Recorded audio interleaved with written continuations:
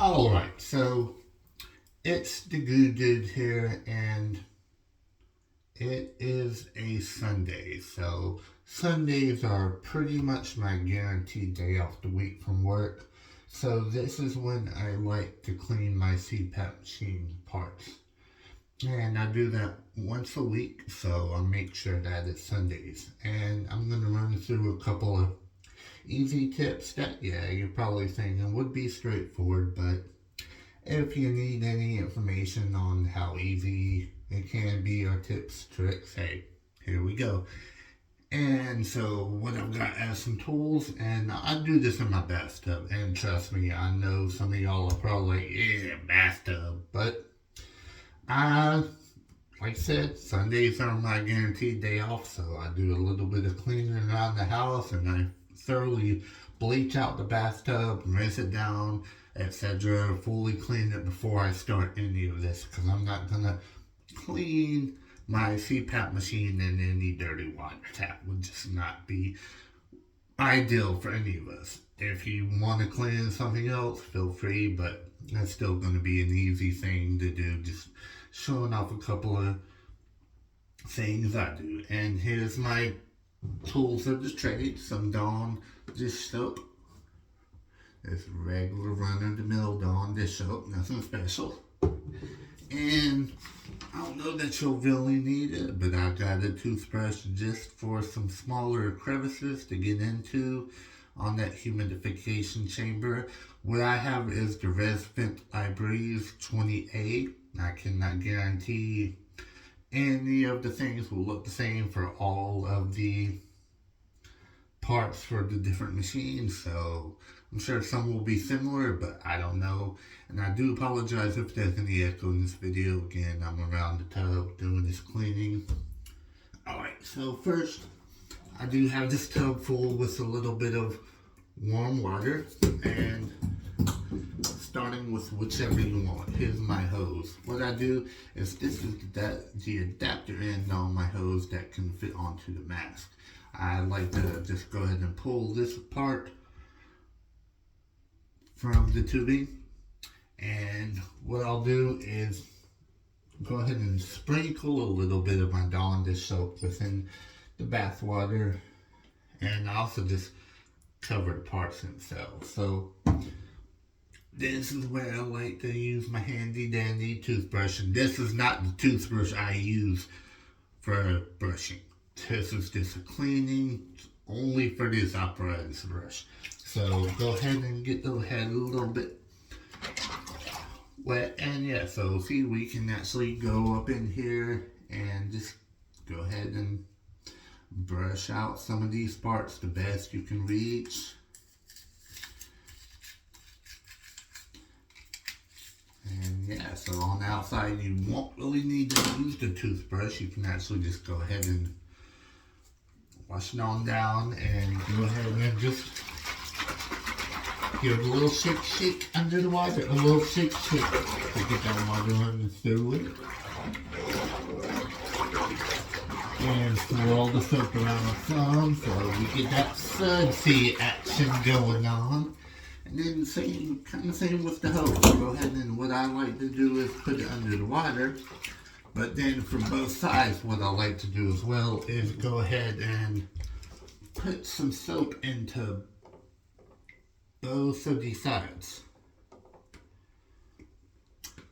And then what I like to do, and hopefully you'll be able to hear some things over this. If not, I'll go ahead and just say what I like to do is go ahead and turn on the water again to warm, and go ahead and fill up the hose until it actually starts coming out of one end.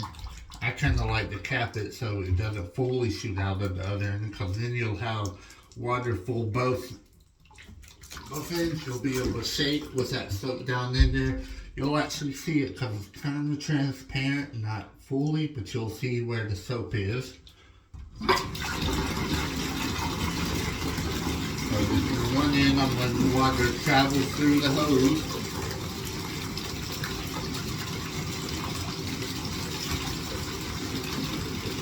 And when I see it start to rise up on this end, I go and let off and do it again until I see it kind of full.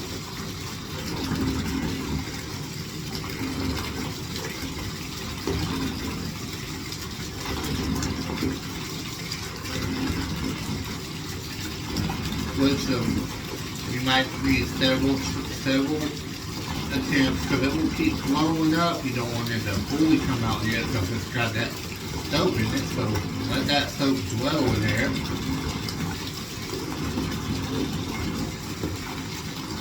And it's pretty much to the top. So yeah, you can go ahead and shut the water off there. And I like to put my thumbs to cap both off and just go ahead and rattle the hose around. Again, you'll see that blue soap kind of move throughout, and it's kind of agitating it, and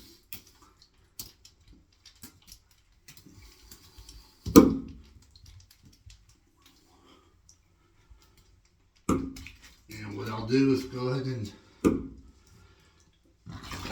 dump that water out, and I'll go ahead and let this sit for a couple of minutes, and then what I'm going to move to right now. This might not be all the order I always do it in, but I'm going to start with my humidification stuff. This is a lid to it, and this is just a tiny little opening where the tube comes through. Don't know if you can see it great, but you'll see when my toothbrush goes in. This part, don't really need the toothbrush so much. Just go ahead and dump it in the water, wipe it down. You can use the toothbrush all over if you want, but the part I use toothbrush through is there's an opening that the tube inside the humidification chamber, which you can see later, we'll get to. So kind of just go ahead and rub each side like the best you can with your toothbrush. And again, while you're here, you can go ahead and scrub all over with the toothbrush. Why not, right? Let's just go ahead and clean. I throw it in the water, let that soak, and then here's my humidification chamber. I showed you all on my video review. The one thing I don't like about this humidification chamber is the tube right here that kind of suck in the vapor from the water makes it hard to get down to the bottom. And even though you use distilled water, crud can still kind of build up on there. And in the long run, it can even make the water turn a red tinge if you leave the water in there, which is preferably you don't want to do, but I do. I don't change it every single morning. I try to put just enough water in here where it's evaporated by the next morning. But anyhow, so yeah. So what I like to do is just go ahead and sprinkle it with some soap, and then get to work on that. So just go ahead and start scrubbing the rubber coating, start scrubbing the inner walls of this the best you can. Try to go ahead and get down in each corner, which I wish I could zoom in better, but you know, you don't always have the best of capabilities. So go ahead and try to get to every corner. Go ahead and try to scrub that little bottom aluminum heating pad, that's where I said you will have its trouble. And you'll actually see, and again, this isn't necessarily going to be true for all of them, I don't know. But on mine, on the Resvent iBreeze 20A, you'd actually see some scum buildup on this aluminum pad. And imagine a lot of them would have this aluminum pad because it's going to be for the preheating section. If you preheating setting, if you end up liking to use that.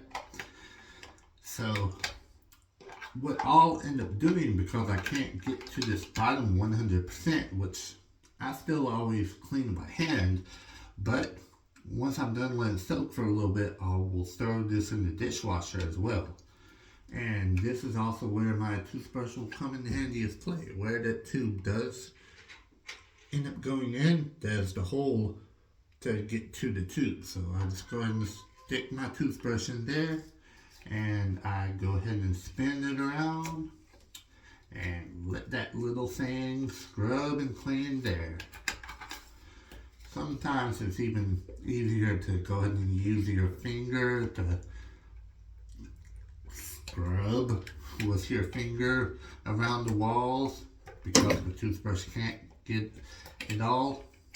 And again, the thing is going to soak and then go into the dishwasher, so hopefully you're already clean, but don't worry about your contamination because it's going to soak and be in the soapy water, get killed, and then on my routine going to be thrown into the dishwasher. So I'm not worried about mine, but be forewarned. So yeah, I'll let that soak. And then while I'm doing that, what I'll do is go ahead and just take like one of those magic razor wipes or something and wipe down the machine. And it also has a disposable filter, which if you need to look at that, go ahead and look at my other video. I put on a review of the Resident iBreeze 20. It comes with a little disposable filter, which just has this door on the side of the machine that you can just open, and it has a disposable filter that you can buy off of, again, not sponsored, purchase, but you can buy from CPAPsupplies.com, and the disposable filter for this machine is only like $3 for one, so you can get a ton. Might want to replace that once a month or just whenever it looks dirty to you and you want to replace it every week, every month. It's up to you until it gets dirty. I don't think it's bad until you can't stand it anymore. So what I'm going to do with these is go ahead and just let these soak a little bit. And then first for a couple hours throughout the day, because it is earlier in the day. It's only like, I tried to start doing this about 10 a.m., 11 a.m., so it's only about 11 in the morning. So I go ahead and just rinse these things. And then what I'll do is I'll go and hang up the hose on my shower rod thing and let it drip dry. But then before bedtime, what I'll do is I'll hook this back up to the machine and I'll turn the auto stop function off. So what that will do is when I actually activate the machine, it will start the air blowing and keep it blowing even without me breathing. And what it will do itself, it will actually dry this out. And you can put your adapter on it, and after a few minutes, and let it dry without the adapter for a few minutes, and then stick on the adapter for the mouthpiece, and then let that dry as well. And I'm not too sure if I just said this, but what I'll do is after this soaks, I'm going to put the humidification chamber within the dishwasher. That will actually, of course, end up drying that, but you'll actually have to put this in anyway to be able to use the breathing or non-breathing function, air running through function. So that will be a second way to fully dry this. So yeah, we can go and do some rinsing right now. So what I'll do is just turn the cold water on for the hose. Start letting the water out of the tub. Let it run through. Go and put it in through that end. And it will take a while. You'll see some bubbles in the soap start coming up first, but then just let the water keep flowing all through until it comes out of the other end and fully clear. I like to let it go for a couple of minutes because I don't want any soap inside my hose. I'm trying to breathe at night, of course. So I'll let it run for a little bit.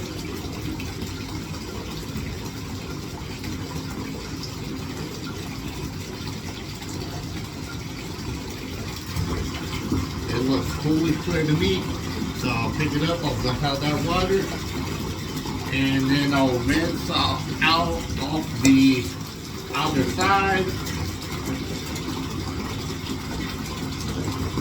And what I'll do is stand up, and you won't see this part, but it's very easy. Just stand up.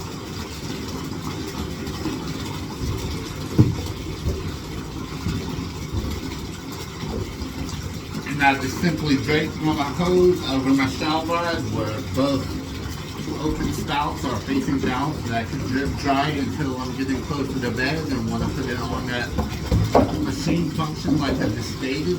And then take the rest of the parts, rinse them off as well.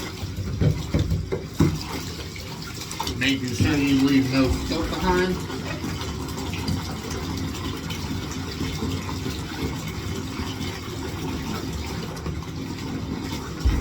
You'll need to search through the parts. This is the mask adapter again. Just let it do the same thing. Rinse it off a little bit. Find my humidification lid. There it is. Rinse that off thoroughly.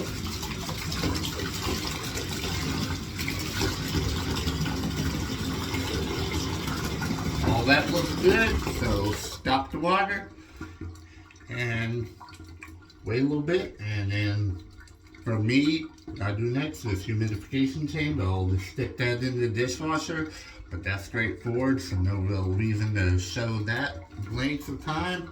And then once all that's dried, I'll go ahead and stick my hose again. Once it's later to me wanting to go to bed after it's dried for a few hours, I'll go ahead and put it on that auto stop off function and just let the wind blow through the humidification chamber and the hose, and that will dry it itself. That's my cleaning process of the Resident iBreeze 28. That's the weekly process. So yeah, definitely you want to try to do that every week, because you know, I'm sure we have some mildew and bacteria growing up in that hose, and we don't want that in that humidification chamber. It can get scum and crud in it too. Even though it's distilled water, it's still just stuff coming out of our body, breathing into it. And yeah, you don't want to clean the mask. You can clean the headgear that's on the mask, pretty much like I just did, but you can order that too, so that's not too expensive. I mean, I know everybody's affordability situation is different, but if you can, those things are just more affordable than the machine itself. So you can just order that out for Amazon like every month or so when it looks too bad for you to want to keep up. But since the mask I have is the AirTouch F20, its little gaskets for my face are foam, and I've tried washing that before. It worked out, but of course foam, it takes forever to dry out. I used to set it in the sun when it was summer. It's not summer right now, so it's approaching fall here, so the sun's not out to be blasting dry heat all day. So yeah, I don't like to clean the mask anymore.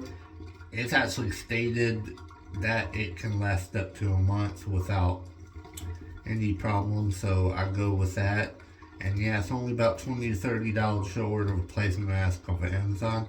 But yeah, so this was some of my cleaning tips. So if you have any other suggestions, feel free to go in the comments and provide them, or just tell me how you felt about what I did. And if you like this comment, go ahead and, if you like this content, go ahead and like and subscribe, and I'll see you later. But till next time, I hope you all have a wonderful day. Peace out.